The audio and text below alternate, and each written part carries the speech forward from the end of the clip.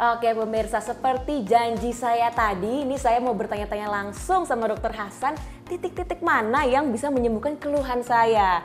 Oke dokter, boleh nggak sih saya dicoba? Tadi kan saya keluhannya sakit kepala, susah tidur, mual. Boleh dicobain nggak sih dok? Akupressure itu seperti apa sih? Saya belum pernah nih dok, pertama kali ini saya. Mulai dulu Mbak, kita mulai dulu untuk yang sakit kepala. Sakit kepala. Sakit kepala tuh di punggung tangan, kita melihat tulang dibagi dua, nah sudah dapat titiknya. Kita melakukan penekanan setengah menit atau 30 detik, dapat diulang beberapa kali dalam sehari.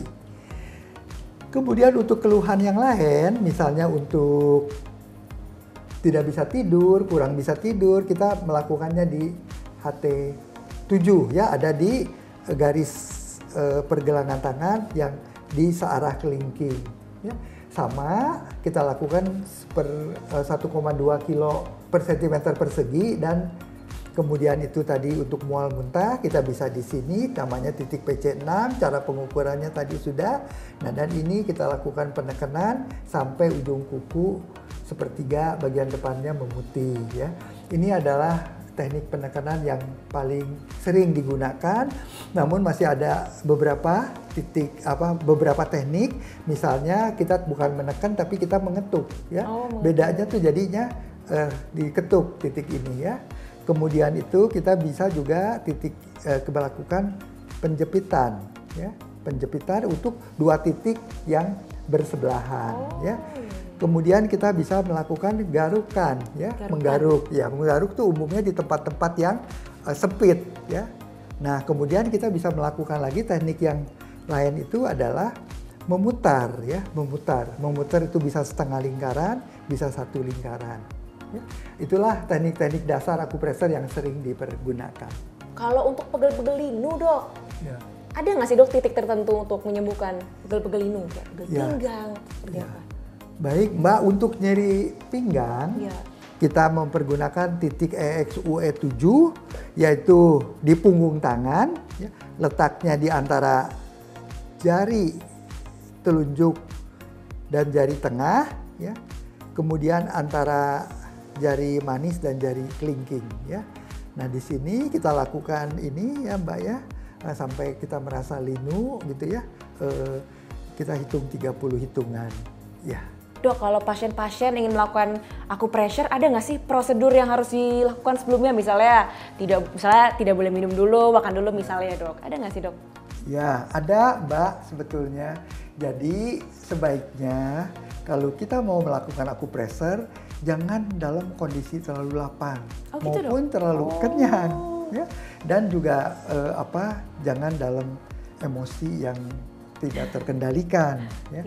Nah, kemudian untuk meningkatkan efek dari akupressure sendiri, kita bisa melakukan relaksasi, ya, yaitu melakukan pemijitan atau penekanan pada bagian tubuh tertentu, misalnya pada leher, pada pundak, kemudian pada lengan, ya. Nah, kemudian juga bisa dilakukan pada pinggang, pada tungkai dan kaki. Nah biasanya itu paling kurang dilakukan 5 hitungan. 5 hitungan per ya. Jadi 5 hitungan 1, 2, 3, 4, 5 boleh lebih, tapi untuk ada efek, ada mencapai efek itu harus 5 hitungan. 5 hitungan. Dokter, ada nggak sih orang-orang yang tidak boleh begitu dilakukan akupressure? Apakah semua usia boleh atau ada usia tertentu nih dok yang rentan? Ya. Yang pertama itu kita harus melihat ya, apakah ada istilahnya kontraindikasi pada akupressure ini ya. Biasanya itu daerah tumor, daerah penyebaran tumor, daerah luka akibat tumor itu jangan dilakukan akupressure. Yang kedua itu ada gangguan pembekuan darah ya, yang kemudian diberi obat pengencer darah, atau memang ada ya pada kasus-kasus emergency kita sebaiknya tidak melakukan akupressure ya. Maksudnya agar nanti masyarakat, pasien tidak mengandalkan akupressure, sedangkan penyakitnya harusnya memerlukan tindakan yang lebih lanjut. gitu. Nah dokter, kan sering sekali nih orang pijat refleksologi itu sampai 1 jam, 1,5 jam. Pemijitan seperti itu sebenarnya aman nggak sih dok? Dilakukan sejam, 2 jam gitu misalnya. Jadi kita harus perhatikan jika orang tua, lansia yang melakukan akupressure. Yang pertama itu, kecuali yang tadi disebutkan, pada orang tua itu kulitnya sudah kering. Ya, jadi untuk teknik-teknik tertentu, misalnya menggaruk dan sebagainya yang mungkin akan menyebabkan luka pada kulit, ya jangan dilakukan.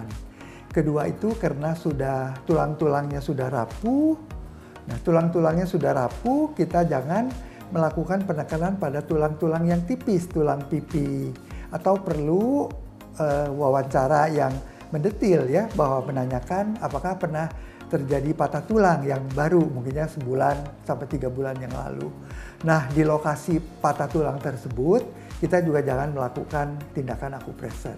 Oke, berarti kita harus mengecek historinya dulu ya dok ya, wawancara ya, baru mulai tindakannya dok ya. Ya. Baik Dokter Hasan, terima kasih banyak hari ini untuk waktunya dan juga informasinya sangat informatif dan semoga bermanfaat untuk pemirsa Hidup Sehat Plus di rumah. Sekali lagi terima kasih ya Dokter Hasan. Ya, terima kasih kembali, amin. Mudah-mudahan upaya kita memperoleh hasil yang paling baik. Terima kasih Mbak.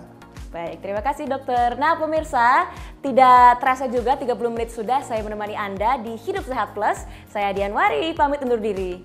Sampai jumpa.